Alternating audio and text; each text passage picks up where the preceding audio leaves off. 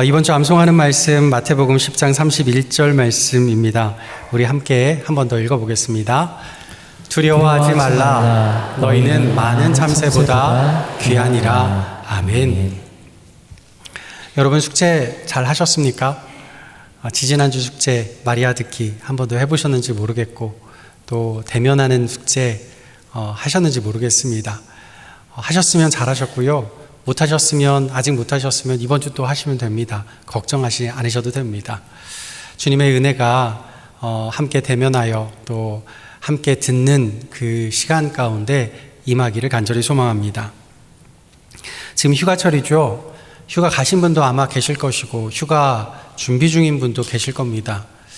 또 휴가를 갖지 못하시는 분들도 많이 계실 거예요. 모두 다 주님이 우리의 참된 쉼이 되어주셔서 지쳐있는 우리의 몸과 마음 온전한 회복과 은혜 허락해 주시기를 간절히 소망합니다. 인터넷에 내가 해본 바보짓이라고요 떠도는 글들이 있습니다. 몇 가지만 읽어드릴게요. 어느 분이요, 퇴사한 다음 날 출근했다고 그래요. 맨날 출근하니까 그날도 퇴사하고 출근했다고 합니다. 여러분, 그 휴가 첫날에 출근하시면 안 돼요. 또 누가 세차하려고요, 세차장을 가는데 세차장이 집에서 멀지 않은 곳이래요. 그래서 세차장이 집이랑 가까우니까 걸어갔대요. 세차장 도착해서 야, 걸어오니까 금방이네 그러고 있었답니다. 또 출장을 갈 때 차를 가지고 갔는데 올 때는 기차 타고 왔대요. 여러분, 차 가지고 휴가 가시면 꼭 차 챙겨가지고 오셔야 됩니다. 요즘 유행하는 짤이라고 하는데요, 전화로 남편이 아내한테 전화를 하는 거예요. 여보, 어디야? 나 지금 집에 가고 있어. 뭐 했어? 나 방금 차에 기름 넣었어. 누구랑 같이 있었는데 자기 나 의심하는 거야? 어머, 내가 자기를 놓고 왔네. 주유소에 기름 넣고 남편 놓고 온 거예요. 휴가 가셔서요, 여러분, 남편 놓지 마시고 놓고 오지 마시고 가족 잘 챙겨가지고 오시기를 바랍니다. 휴가는요, 가족은 꼭 챙기고 일상의 피로들, 일상의 어려움들 잠시 잊는 시간이죠. 하지만 휴가 중에도 잊지 말아야 할 사실이 있습니다.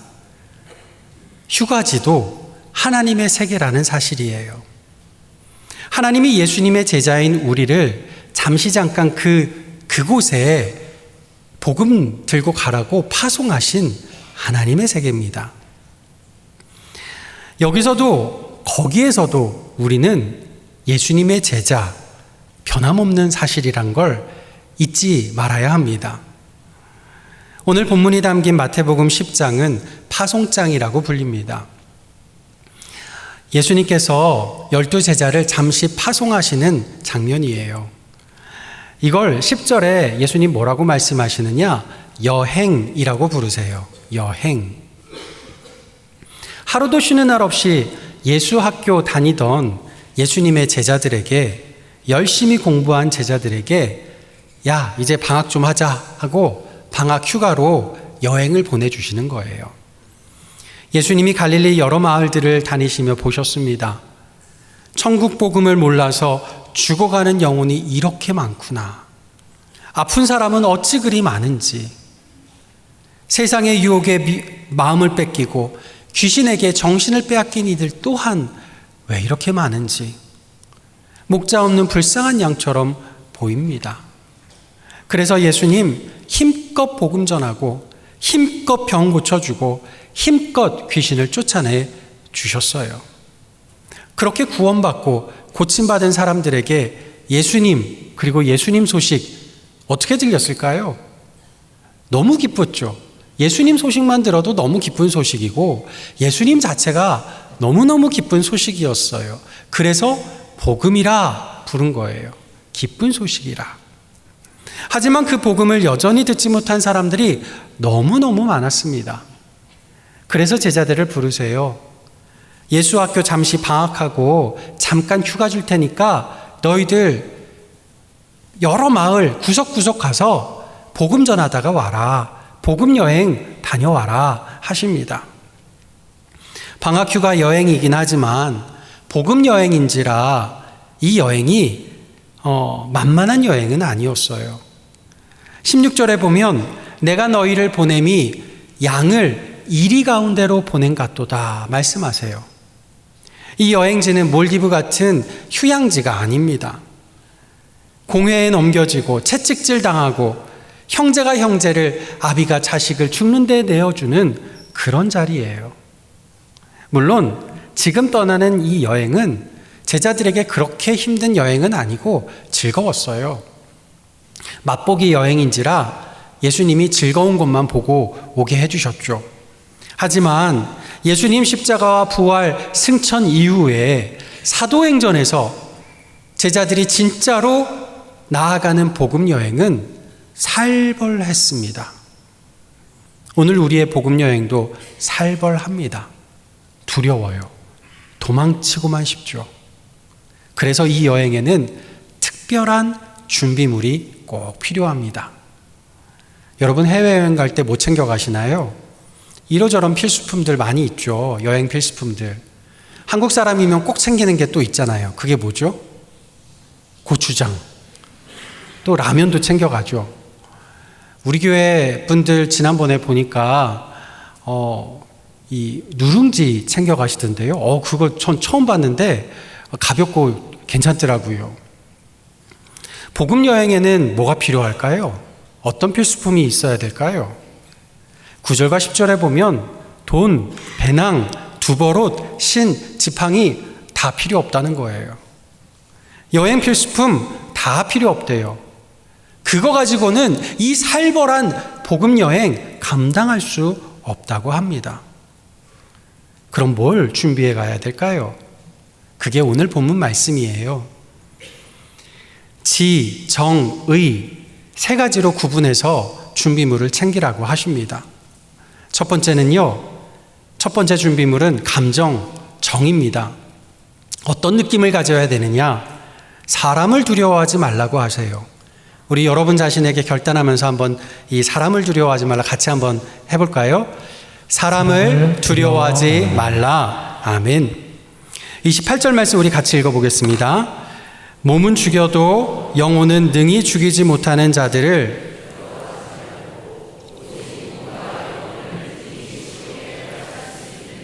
두려워하라. 아멘.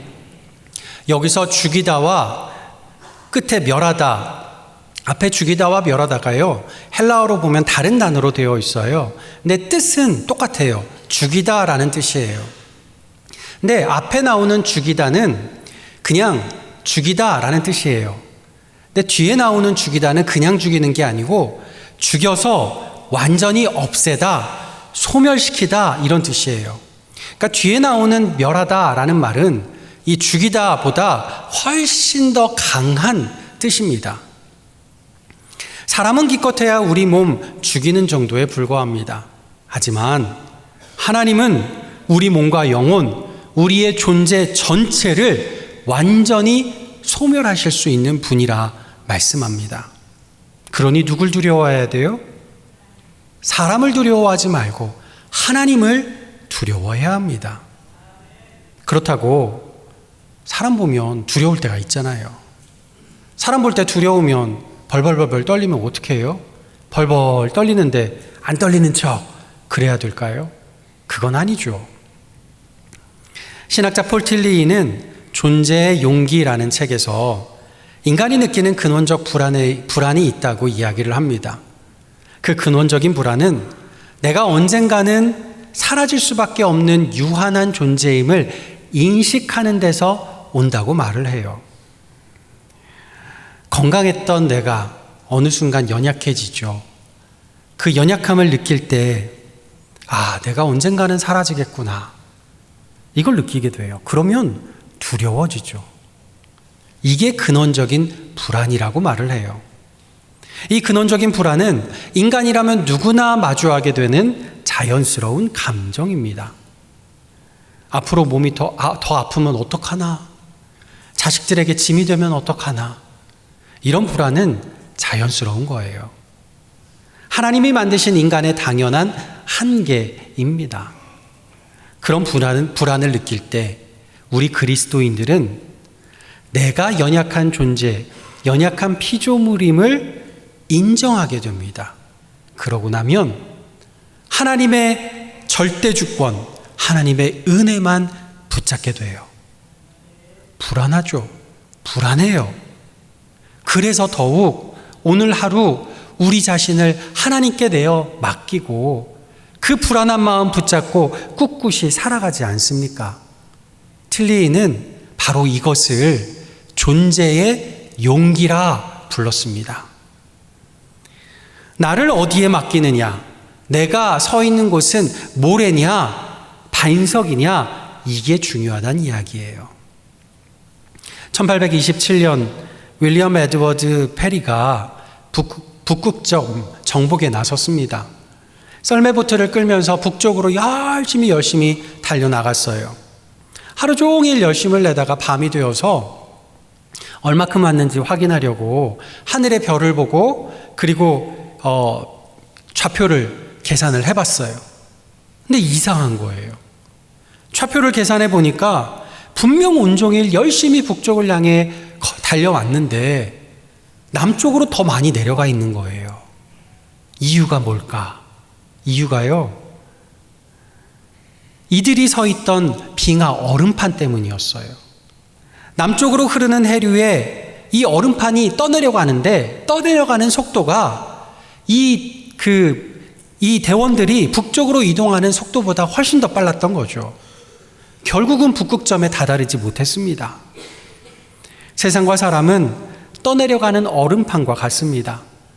든든할 것 같고 거대한 것처럼 보이지만, 그래서 우리를 두렵게 하지만 세상과 사람은 아무리 애를 써도 우리의 근원적인 불안을 없애지는 못합니다.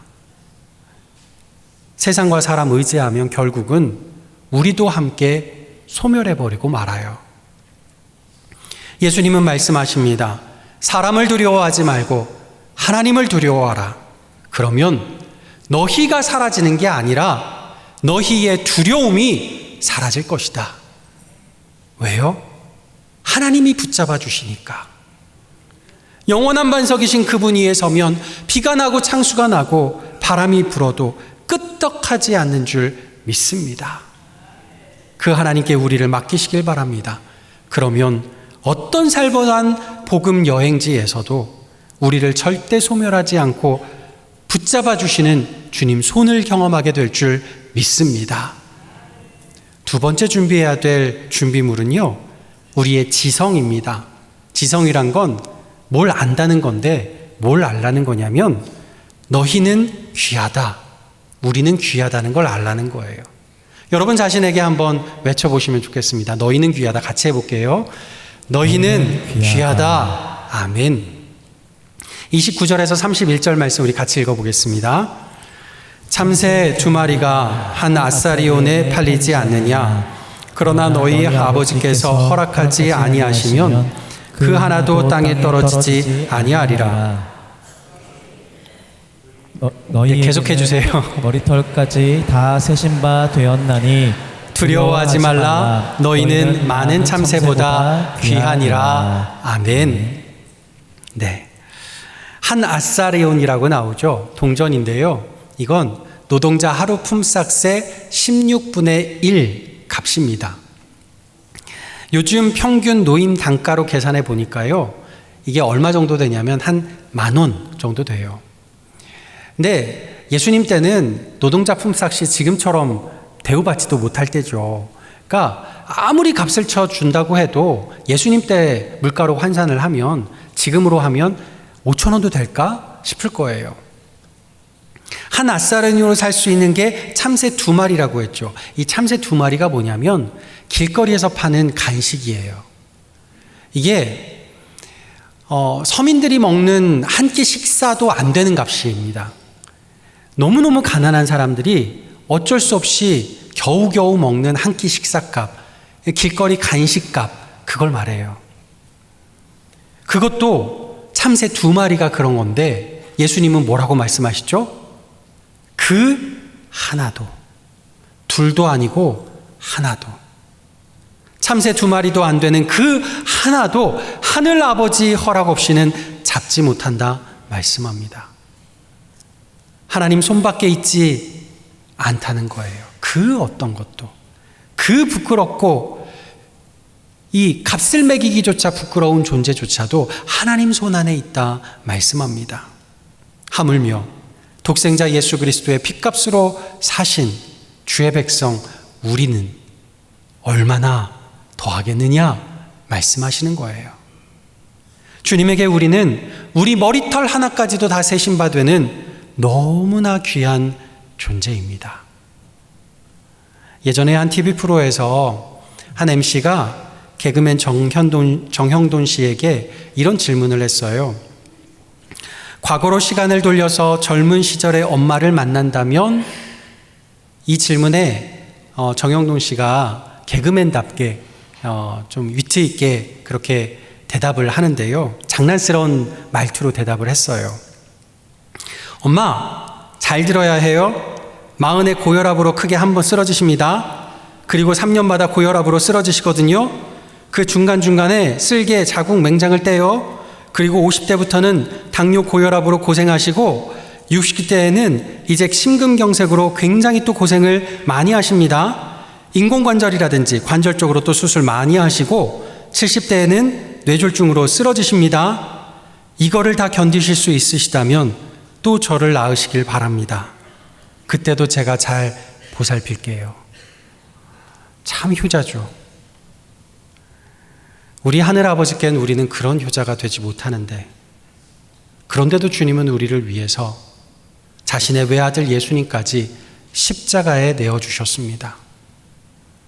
TV MC가 우리를 가리키면서 예수님께 이렇게 질문한다면, 예수님, 세상에 다 사람들 의인이고 구원해줘야 할 사람은 여기 이 사람 딱 한 사람뿐이라면, 그리고 2000년 전으로 시간을 돌린다면 그래도 이 땅에 오시겠습니까?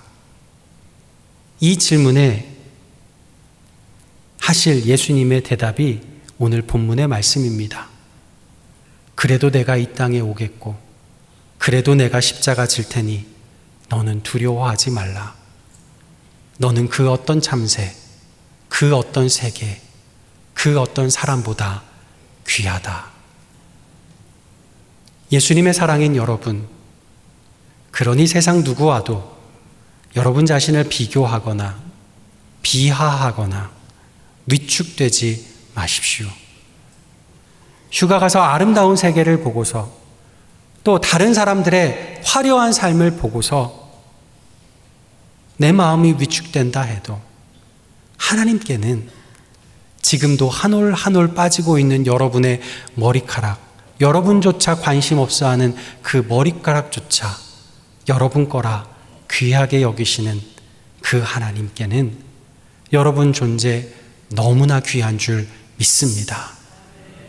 이 복음으로 기뻐하시고, 이 복음을 전하시고, 이 복음으로 승리하시기를 간절히 소망합니다.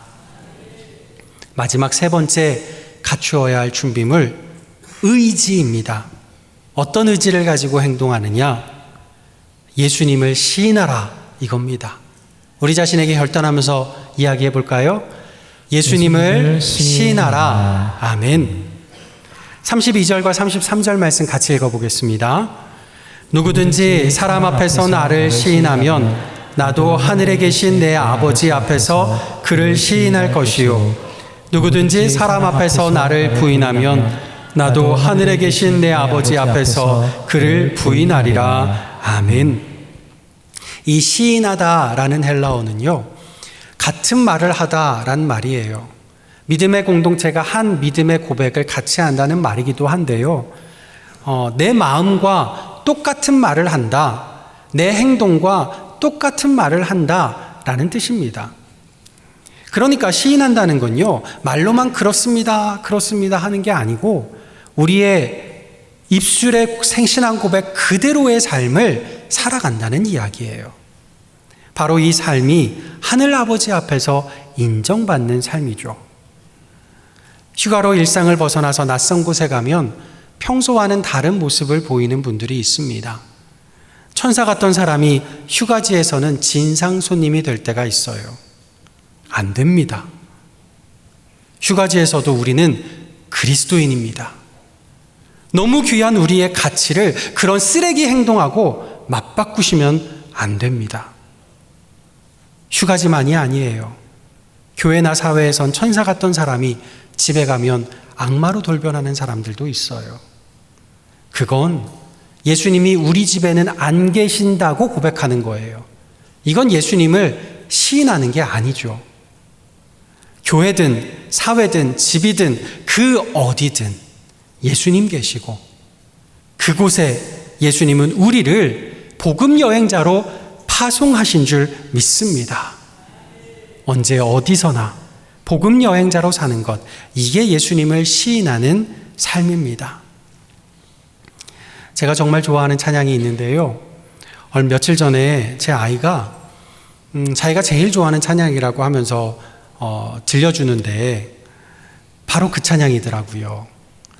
제 아이가 그러는데 마지막 가사가 하나님의 자녀로 명예 지켜가며인데 이 가사 너무 멋지지 않냐고, 나도 그렇게 살고 싶다고 그렇게 이야기를 하더라고요. 다음 주일부터 8월 한 달간 우리 찬양팀